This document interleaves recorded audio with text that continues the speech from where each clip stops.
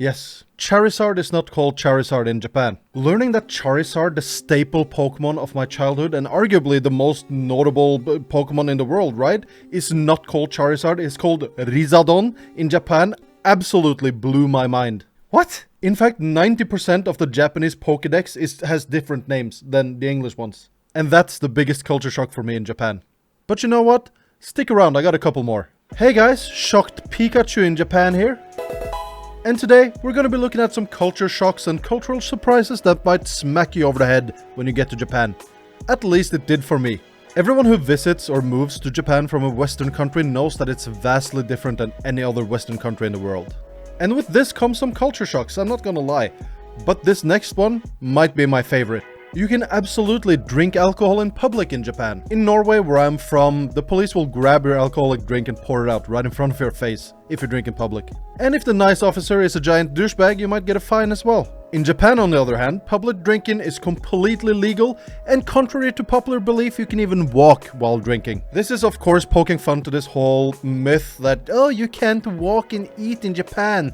If you do that, the child from the Grudge will eat your soul at night if you do. Look, you can walk and eat in Japan, that's no problem. Just don't walk slowly and block other people, you know, move a little bit out of the way so that the flow of foot traffic, you know, the people that walk faster than you, let them pass while you slowly walk and nibble on your yakitori and drink your nice highball. And because it's Japan, you can also walk around and have a nice beer. Or 6. Just remember to throw away your cans properly and, plan to find a toilet. I know that Japanese salarymen piss all over the streets all the time, but you shouldn't do this because you're visiting, right? If you piss in public while you're visiting as a tourist in Japan, it's kind of like having a new friend and you go to this friend's house for the first time ever, and the first thing you do is destroying their toilet with horrible diarrhea. Just pop into a mall or convenience and use their toilets. Maybe into a pub, you know? You can get some extra beers. You do you. Speaking of toilets, Japan has high-tech ass blaster toilets. If Japan put as much technological effort into anything else as they have done with their toilets, we'd probably have time machines, teleporters, and flying cars already. What the fuck, Japan? Japan has toilets that open automatically, toilets that have an 11-step module for rinsing your ass after you have a nice shit, toilets that mask any sounds that you make in the bathroom, and even toilets that do automatic courtesy flushes. You know, have you ever forgotten to do a courtesy flush? I know I have. If you have, you'll probably love Japanese toilets. Now this is something that took me a while to get used to, and if you're not really used to using a bidet, it'll take you some time to just appreciate how awesome it is. You know when you're at the pool or the beach and you're all wet and you need to go take a shit, and you have that wet shorts and you, it's just a horrible experience, right? The bidet is nothing like that. I thought the bidet would be similar to that, but boy, I was wrong. It's pretty awesome. And my toilet has a dryer too. Squeaky clean! Another thing that culturally shocked me about Japan was the insane pizza toppings. Everyone loves pizza. This is true. Japanese people love pizza. Also true. Japanese people love normal toppings on pizza. This is wrong. You'll find classics such as potato mayo corn, seafood pizza, and reproduction Sicilian style pizza. Ugh. Camembert luxury meat sauce. Now Camembert has no place on a pizza. Mentaiko mayo mochi makes me want to cry, dude. Fish eggs and mochi and mayonnaise on a pizza, guy. Ugh.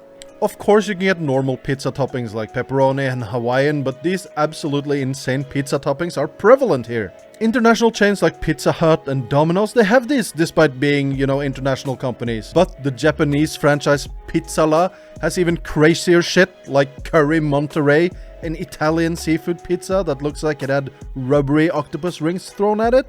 I am still shell-shocked by the culture that is Japanese pizza toppings. I will probably never get used to it.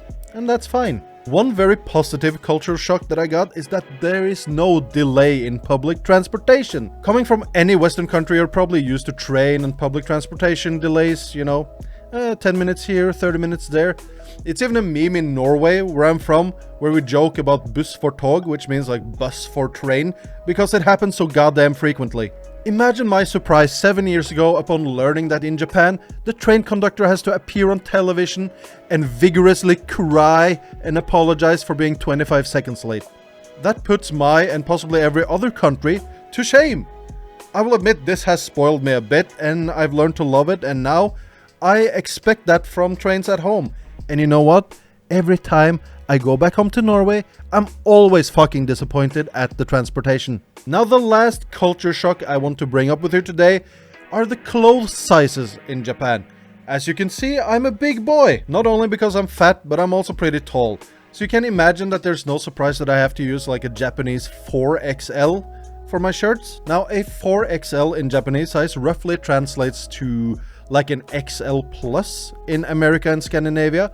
I won't say Europe because I don't fit in an Italian extra large. They are a pretty small people. It makes me feel gigantic that I have to use like multiple X clothing, but it is what it is. I did, however, learn quickly that if you go to Uniqlo, H&M or American Eagle, you know, like international, mostly Western shop, they have sections with like American size or European size there, where, you know, I bought this, which is it's a double XL, but it's kind of nice. It's kind of big and nice. But usually there an XL fits me just fine. People taller and fatter than me, however, might have some issues finding clothing here, which was kind of, you know, a surprising culture shock to me. Until I realized that there are big and tall shops in Japan as well. Every Japanese person aren't made to be short and skinny. There are people taller and fatter than me here. So don't worry, if you're taller and fatter than me, I guarantee you there's a taller and fatter Japanese guy or woman than you out here. I think. Okay, yeah. I guarantee it, but with the clause that who knows, right? Alright guys, thank you so much for watching. If you want to see more Japan content like this, please remember to subscribe down there and also click like if you liked the video. If you hated the video, dislike it. It will thoroughly hurt me. Yeah, haters, just spam dislike, please. Oh no, the engagement. And if you hated the video, you can write an essay in the comments about how horribly racist I am for not enjoying squid pizza. I dare you. Alright guys, I'll see you in the next one. Okay, bye.